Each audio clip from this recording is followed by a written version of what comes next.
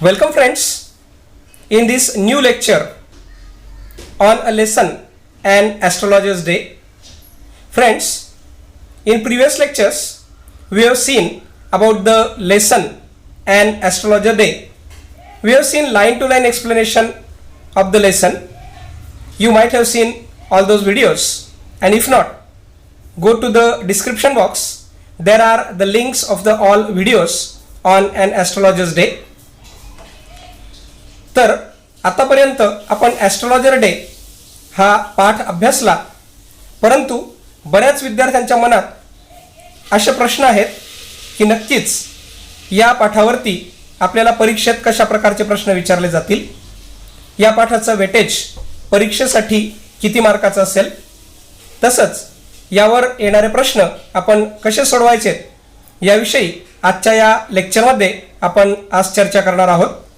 मित्रांनो, या पाठावरती आपल्याला एक सीन एक्स्ट्रॅक्ट परीक्षेमध्ये विचारला जाऊ शकतो. जो सीन एक्स्ट्रॅक्ट साधारणतः 275 ते 300 शब्दांचा असेल. या सीन एक्स्ट्रॅक्टमध्ये आपल्याला जो पॅसेज दिलेला असेल त्याच्यावरती आपल्याला काही ॲक्टिव्हिटीज विचारल्या जातील. या 6 ॲक्टिव्हिटीज आपल्याला प्रत्येकी 2 मार्कासाठी असतील. म्हणजेच या ठिकाणी आपल्याला 12 मार्कासाठी हा सीन एक्स्ट्रॅक्ट विचारला जाऊ शकतो. तर त्यातील क्वेश्चन फर्स्ट म्हणजेच ॲक्टिव्हिटी फर्स्ट ही ग्लोबल अंडरस्टँडिंग या प्रकारची ॲक्टिव्हिटी असेल. ग्लोबल अंडरस्टँडिंग म्हणजे अशी ॲक्टिव्हिटी जी आपल्याला पॅसेजमधून अगदी सहज आणि सोप्या पद्धतीने सोडवता येणार आहे. यासाठी 2 मार्क्स आहेत. तर यातील प्रश्न कशा प्रकारचे असतील हे आपण बघूया. यात साधारणतः प्रश्नाचे प्रकार असे आहेत: true or false and correct the false statement and rewrite it. आपल्याला 4 स्टेटमेंट्स पाठातून दिले जाऊ शकतात. तर या 4 स्टेटमेंटपैकी काही स्टेटमेंट्स बरोबर असतील तर काही चुकीच्या असतील. जी स्टेटमेंट बरोबर आहे तिच्या पुढे आपण तिचं वाक्य लिहून त्यापुढे आपण ट्रू लिहिणारच आहोत. परंतु जर फॉल्स स्टेटमेंट असेल तर तिला करेक्ट करून आपल्याला लिहायचं असतं. तर साधारणतः एक स्टेटमेंट ही अर्ध्या मार्कासाठी असते व फॉल्स स्टेटमेंट असेल आणि तिला जर ट्रू करून लिहायचं असेल तर त्यासाठी 1 मार्क आपल्याला दिला जाऊ शकतो. म्हणजे परीक्षेत तसं वेटेज असू शकतं. ट्रू ऑर फॉल्समध्ये जी स्टेटमेंट दिली असेल, समजा उदाहरणार्थ an astrologer used to sit under banyan tree. आता ही स्टेटमेंट ट्रू आहे. The stranger gave astrologer a rupee. ही स्टेटमेंट फॉल्स आहे व ही स्टेटमेंट आपण करेक्ट करून अशा प्रकारे लिहू शकतो: the stranger gave an astrologer only 12.5 Anas.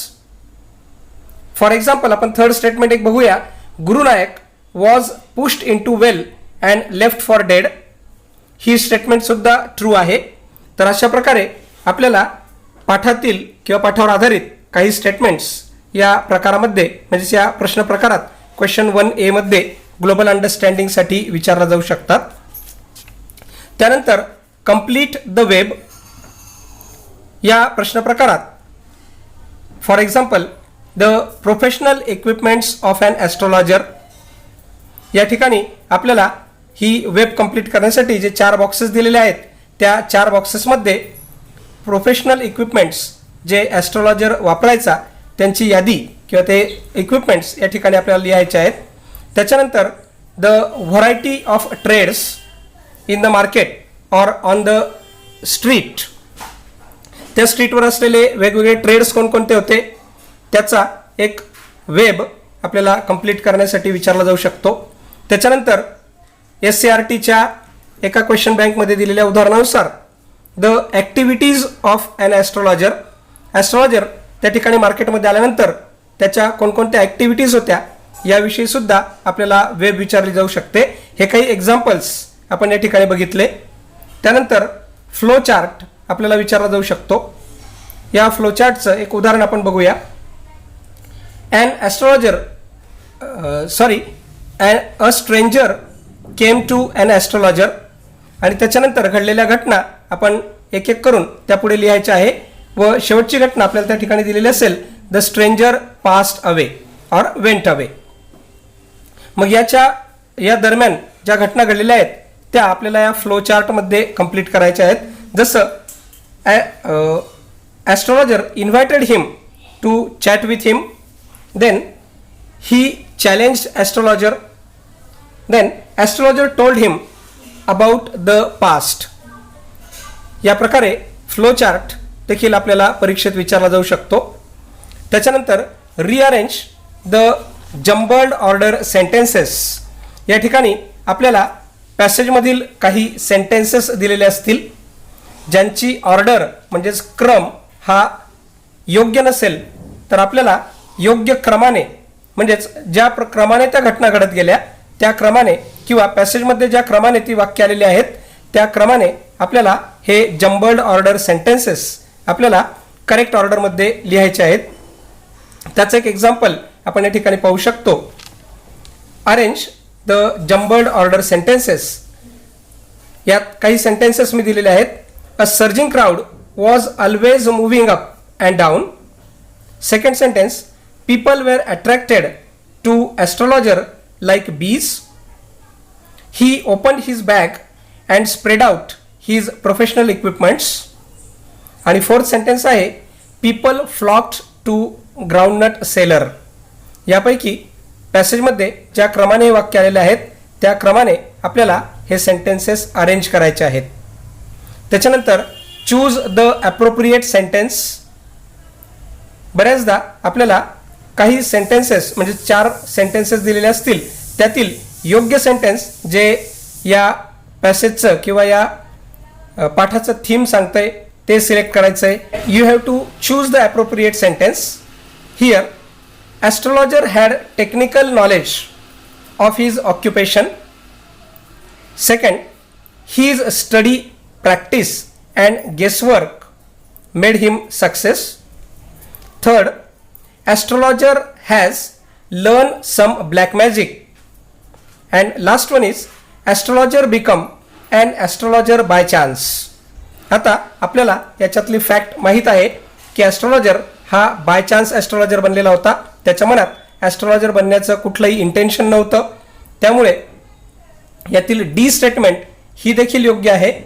तसंच जी बी स्टेटमेंट आहे, his study practice and guesswork made him success. म्हणजेच यातील बी व डी हे 2 ॲप्रोप्रिएट स्टेटमेंट आहेत ज्या निवडून आपल्याला त्या ठिकाणी लिहायच्या आहेत. ही ॲक्टिव्हिटी आपल्याला 2 मार्कासाठी विचारली जाऊ शकते. त्यानंतर make a list. For example, the professional equipment used by an astrologer, make a list of those equipments. किंवा works he had done if he were in his village. म्हणजे ॲस्ट्रोलॉजर जर गावाकडे असता तर त्याने कोणकोणते कामं केले असते. या प्रकारच्या काही लिस्ट आपल्याला विचारल्या जाऊ शकतात. किंवा make the list of the shopkeepers or types of shops in the market. या प्रकारचा सुद्धा प्रश्न आपल्याला विचारला जाऊ शकतो. त्यानंतर चूज द करेक्ट ऑप्शन. या प्रकारचा प्रश्नसुद्धा ग्लोबल अंडरस्टँडिंग म्हणजेच A1 या ॲक्टिव्हिटीमध्ये आपल्याला विचारला जाऊ शकतो. म्हणजेच या ठिकाणी आपल्याला एक स्टेटमेंट दिलेली असेल व ती कंप्लीट करण्यासाठी आपल्याला 4 ऑप्शन्स दिलेले असतील. पाठाच्या शेवटी असे काही एक्झाम्पल्स आपण बघू शकतो. या ठिकाणी एक एक्झाम्पल मी आपल्याला दिलेला आहे. Gurunayak is looking for the man who tried to kill him. आणि त्याचे 4 ऑप्शन्स आहेत. To take revenge, to get an apology, to demand explanation, and last option is to prove that the man was unsuccessful. तर आपल्याला माहिती आहे की यातील पहिलं ऑप्शन म्हणजेच गुरुनायक ॲस्ट्रोलॉजरला म्हणजेच ज्या व्यक्तीने त्याच्यावरती हल्ला केला होता त्याला का शोधत होता, तर टू टेक द रिव्हेंज. या प्रकारची ही जी पहिली ॲक्टिव्हिटी आहे म्हणजेच ग्लोबल अंडरस्टँडिंग. यात आपण वेगवेगळे प्रश्न कोणकोणते विचारले जाऊ शकतात याविषयी डिस्कशन विथ एक्झाम्पल केलेलं आहे. त्यानंतर जी A2 ॲक्टिव्हिटी आहे ती आहे कॉम्प्लेक्स फॅक्च्युअल ॲक्टिव्हिटी, जी आपल्याला 2 मार्कासाठी विचारली जाऊ शकते. यात प्रश्न प्रकार describe, give information, complete the sentence or complete the web, then some reasons, find out the reasons from the extract या प्रकारची ॲक्टिव्हिटी किंवा आपल्याला या ठिकाणी विचारली जाऊ शकते. याचे काही एक्झाम्पल्स आपण बघूया. जसं describe the appearance of an astrologer, then describe the market place where astrologer set up his business, नंतर describe the condition of an astrologer when he saw the face of that stranger. या प्रकारच्या activities आपल्याला या प्रश्न प्रकारात 2 मार्कासाठी विचारल्या जाऊ शकतात. Then give information about various trades in the market. म्हणजे थोडक्यात प्रश्न साधारणतः सारखाच असेल, परंतु तो वेगवेगळ्या प्रकारे आपल्याला विचारला जाऊ शकतो. म्हणजेच डिस्क्राईब द मार्केट प्लेस आणि give information about the various trades प्रश्न एकच आहे, परंतु प्रश्न विचारण्याची पद्धत मात्र वेगळी या ठिकाणी असू शकते. कंप्लीट द सेंटेन्सेसचं काही एक्झाम्पल्स आपण बघूया. जसं he was as much as a stranger to, आणि आपल्याला ही स्टेटमेंट पॅसेजमधून पूर्ण करायची आहे. दुसरं एक example, the astrologer run his business by the light of, आणि तो कोणकोणत्या प्रकारचा उजेड वापरून त्या ठिकाणी आपला बिझनेस रन करत होता. याचे एक्झाम्पल्स आपल्याला किंवा हे स्टेटमेंट आपल्याला कंप्लीट करून या ठिकाणी लिहायचं आहे. वेब किंवा फ्लोचार्ट देखील कंप्लीट करण्यासाठी आपल्याला या ॲक्टिव्हिटीमध्ये विचारला जाऊ शकतो. For example, the tactics used by the astrologer to earn his wages. हा एक वेबचार्ट आपल्याला पुस्तकात पाठाच्या शेवटी दिलेला आहे. अशा प्रकारचा वेबचार्ट या ठिकाणी या प्रश्न प्रकारात विचारला जाऊ शकतो. त्याच्यानंतर give reason or find the reason. याच्यामध्ये फॉर एक्झाम्पल आपण एक क्वेश्चन बघूया. Astrologer prepare to bundle up because. ॲस्ट्रोलॉजरने आपली आवरावर करण्यासाठी सुरुवात केली, कारण. तर त्याने का आवरायला सुरुवात केली याचं कारण आपल्याला पुढे लिहायचं आहे. दुसरी एक statement, people were attracted to astrologer because of. लोक ॲस्ट्रोलॉजरकडे का अट्रॅक्ट व्हायचे त्याचं रिझन आपल्याला पॅसेजमधून शोधून या ठिकाणी लिहायचं आहे. हाच प्रश्न वेगळ्या पद्धतीने आपल्याला असा विचारला जाऊ शकतो. An astrologer's appearance help to create an impression on his clients, give reason. थोडक्यात प्रश्न एकच, परंतु विचारण्याची पद्धत वेगळी असू शकते. हा होता क्वेश्चन A2 और activity A2, complex factual activity. The next activity can be will be interpretation or inference type, or this activity is about guessing activity. यात प्रश्न प्रकार जे असतील ते find out, give proof from the passage, explain, give reason और guess या प्रकारचे प्रश्न आपल्याला A3 या ॲक्टिव्हिटीमध्ये विचारले जातील. काही क्वेश्चन्स आपण या ठिकाणी बघणार आहोत. For example, he said the things which astonished everyone. Explain the statement. म्हणजेच पॅसेजमधील एक स्टेटमेंट आपल्याला दिलेली असेल आणि ती आपल्याला पॅसेजमधूनच आन्सरला सपोर्ट करून आपल्याला आपल्या शब्दामध्ये एक्सप्लेन करणे अपेक्षित आहे. या प्रश्न प्रकारात काही एक्झाम्पल्स आपण अजून बघणार आहोत. The astrologer was a shrewd जज of a character. Explain with some details from the extract. Next, the astrologer never opened his mouth till the other had spoken for at least 10 minutes. Discuss the reason behind it. The astrologer changed his appearance when he arrived in the city. Guess the reason. तर यासारख्या प्रश्नांमधून आपण स्वतःला interpret करू शकतो किंवा आपण पॅसेजबद्दल गेसिंग करू शकतो. ही ॲक्टिव्हिटी आपल्याला 2 मार्कासाठी या ठिकाणी विचारली जाणार आहे. पुढची जी ॲक्टिव्हिटी आहे ती आहे A4 ॲक्टिव्हिटी पर्सनल रिस्पॉन्स, 2 गुणांसाठी.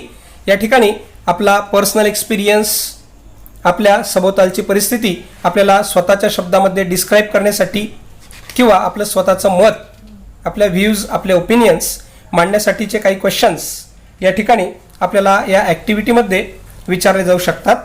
त्याचे काही एक्झाम्पल्स आपण बघूया. Astrology can be a career option, express your views. Astrology एक करिअर ऑप्शन म्हणून निवडलं जाऊ शकतं का, याविषयी आपल्याला आपलं मत मांडायचं आहे. Do you ever hear any prediction from an astrologer, explain your experience. तुम्ही कधी एखाद्या ॲस्ट्रॉलॉजरला आपला हात दाखवला आहे का किंवा त्याकडून आपली भविष्यवाणी ऐकलेली आहे का, याविषयी आपला स्वतःचा अनुभव या ठिकाणी आपल्याला नरेट करायचा आहे. त्यानंतर do you think astrology is superstition, express your views. Astrology ही एक सुपरस्टिशन आहे का, याविषयी आपल्याला आपलं मत व्यक्त करण्यासाठी या प्रश्न प्रकारात विचारलं जाऊ शकतं. Personal response.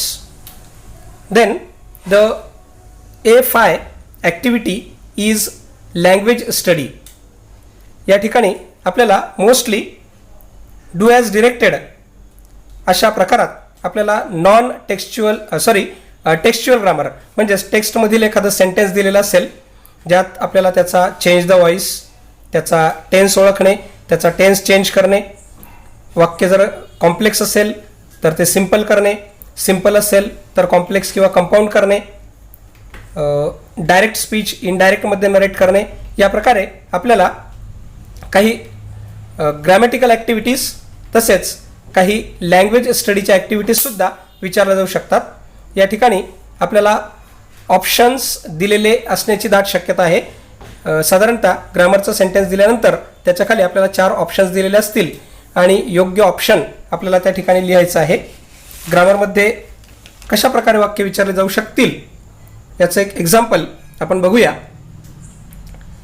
For example, I will not open my mouth, make it affirmative. हे सेंटेन्स आपल्याला अफर्मेटिव्ह लिहायचं आहे. He took out a pinch of sacred ash, begin with a pinch of. Pinch ऑफने या वाक्याची सुरुवात करा, म्हणजेच वाक्याचा व्हॉइस चेंज करायचा आहे आपल्याला. Then the child has been asking for sweets, identify the tense. Or it may be asked as change the tense into simple past or change the tense into present perfect. या प्रकारच्या ॲक्टिव्हिटीजसुद्धा या ठिकाणी विचारल्या जाऊ शकतात. त्याच्यानंतर लँग्वेज स्टडीमध्ये आपल्याला एखाद्या वाक्यात एखादा वर्ड ॲज अ व्हर्ब वापरलेला असेल, तो कंसामध्ये आपल्याला नाऊन फॉर्ममध्ये दिलेला असेल आणि आपल्याला एक वेगळं सेंटेन्स फ्रेम करण्यासाठी सुद्धा विचारलं जाऊ शकतं. For example, use the word given in brackets and frame the sentence. He prepared to bundle up. या ठिकाणी प्रिपेअर्ड हा वर्ड व्हर्ब फॉर्ममध्ये दिलेला आहे आणि कंसात आपल्याला प्रिपरेशन हा नाऊन फॉर्ममध्ये दिलेला वर्ड आहे आणि आपल्याला या ठिकाणी हाच शब्द नाऊन फॉर्ममध्ये वापरून स्वतःचं एक वाक्य बनवण्यासाठी विचारलेलं आहे. याचे अनेक एक्झाम्पल्स आपल्याला पाठाच्या शेवटी बघायला मिळतील की कशा प्रकारे आपण सेंटेन्स फ्रेम हे वर्ड फॉर्म चेंज करून करू शकतो. लास्ट ॲक्टिव्हिटी ही आहे व्होकॅब्युलरी, जी 2 गुणांसाठी आहे. Match the pairs. बऱ्याचदा आपल्याला वर्ड आणि त्यांचे मिनिंग दिलेले असतील, त्यांच्या जोड्या लावा किंवा आपल्याला find out the word from the पॅसेजमध्ये किंवा एक्स्ट्रॅक्टमध्ये जो शब्द आहे त्याचा मिनिंग आपल्याला दिलेला असेल किंवा त्याला सबस्टिट्यूट वर्ड आपल्याला दिलेला असेल आणि आपल्याला पॅसेजमधून त्या वर्डसाठी किंवा त्या दिलेल्या मिनिंगसाठी आपल्याला वर्ड किंवा फ्रेज पॅसेजमधून शोधायचे आहे. वर्ड्सचे antonyms, synonyms, then find the words or phrase from the extract, जसं आपण आत्ताच डिस्कस केलं, with similar meaning. Then word register, हे सुद्धा आपल्याला या ठिकाणी विचारलं जाऊ शकतं. फॉर एक्झाम्पल, मी या ठिकाणी काही वर्ड्स आणि त्यांचे मिनिंग या पॅसेजमधून दिलेले आहेत. कन्फ्युजिंग, हँगिंग अराउंड, एन्चॅन्टेड या प्रकारचे काही शब्द आहेत आणि त्यांचे मिनिंग आपल्याला शोधायचे आहेत किंवा पॅसेजमधून सिमिलर वर्ड आपल्याला शोधायचे आहेत. त्यांच्या जर मिनिंग दिलेले असतील तर त्यांच्या पेयर्स आपल्याला मॅच करायचे आहेत. कोड मिक्सिंग हा सुद्धा प्रकार या पाठामध्ये आपल्याला विचारला जाऊ शकतो. तर कोड मिक्सिंग म्हणजेच दुसऱ्या भाषेचे शब्द जर एखाद्या भाषेत वापरलेले असतील तर त्याला कोड मिक्सिंग म्हटलं जातं. आता बघा या ठिकाणी जरी काही शब्द जे आहेत ते इंडियन सिनेरिओमधील शब्द आपल्याला या ठिकाणी बघायला मिळतात. तर जसं झुटका, त्याच्यानंतर चेरूट, त्याच्यानंतर कवडी हे जे शब्द आहेत हे इंडियन लँग्वेजमधील वर्ड्स आहेत जे इंग्लिशमध्ये वापरलेले आहेत.